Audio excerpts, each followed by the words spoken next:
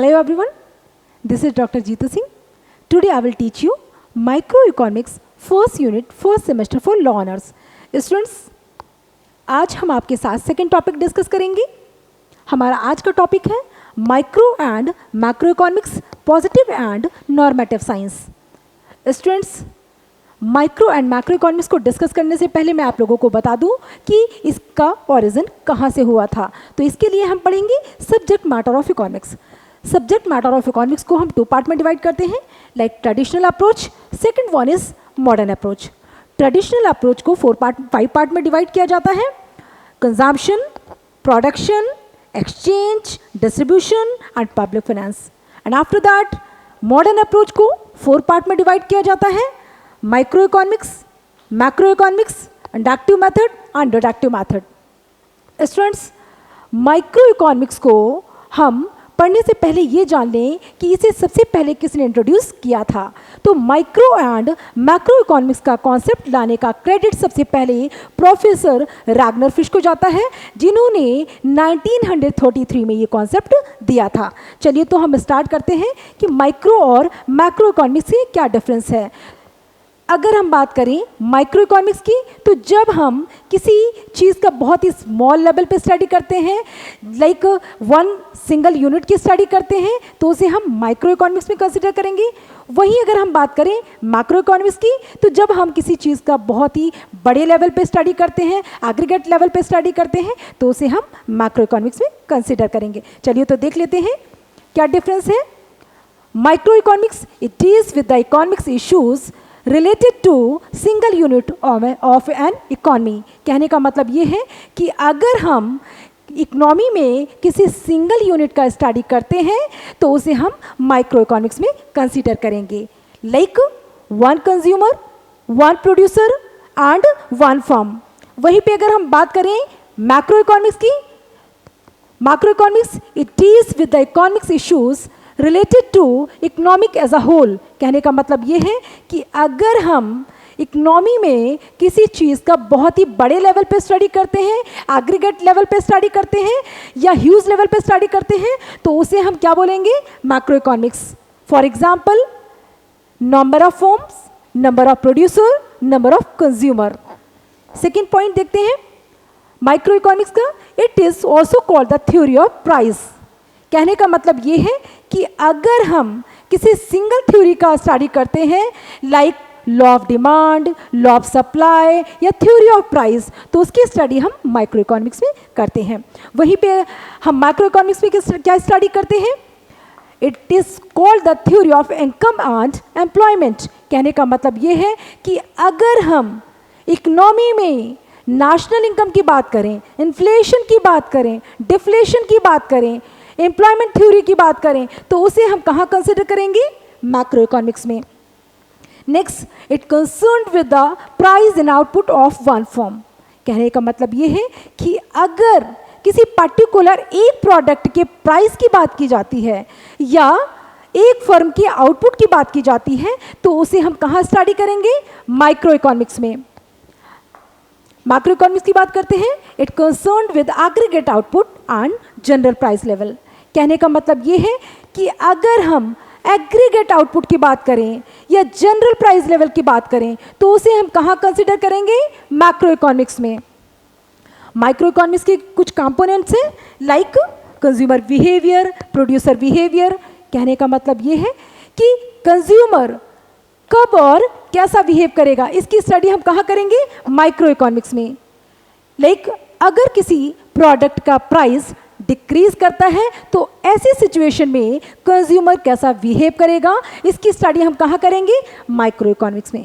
वहीं पे बात करते हैं हम प्रोड्यूसर बिहेवियर की. प्रोड्यूसर बिहेवियर के बारे में हम जानेंगे कब, एक प्रोड्यूसर इकोनॉमी में, एक प्रोड्यूसर की बात करें कि अगर एक किसी पर्टिकुलर प्रोडक्ट में किसी प्रोड्यूसर को प्रॉफिट हो रहा है, तो ऐसी सिचुएशन में प्रोड्यूसर कैसा बिहेव करेगा, मीन्स क्या बिहेव करेगा, उस पर्टिकुलर प्रोडक्ट का क्वांटिटी इंक्रीज करेगा. ये प्रोड्यूसर का बिहेवियर होता है. हम बात करते हैं मैक्रो इकोनॉमिक्स के कुछ कंपोनेंट्स की, like equilibrium in the economics and disequilibrium in the economy. कहने का मतलब ये है कि अगर इकोनॉमी में एग्रीगेट डिमांड एग्रीगेट सप्लाई के बैलेंसिंग सिचुएशन में होता है, इक्वल सिचुएशन में होता है, बराबर सिचुएशन में होता है, उस सिचुएशन को हम क्या कहेंगे? बैलेंसिंग सिचुएशन या इक्विलिब्रियम सिचुएशन। वहीं पे बात करते हैं हम डिसइक्विलिब्रियम की। अगर इकोनॉमी में एग्रीगेट डिमांड एग्रीगेट सप्लाई के इक्वल नहीं होता है तो वो सिचुएशन हमारी क्या होगी? डिसइक्विलिब्रियम की होगी। स्टूडेंट्स, आज हमारा सेकंड टॉपिक है पॉजिटिव एंड नॉर्मेटिव इकोनॉमिक्स। ये हमारा अगला टॉपिक है।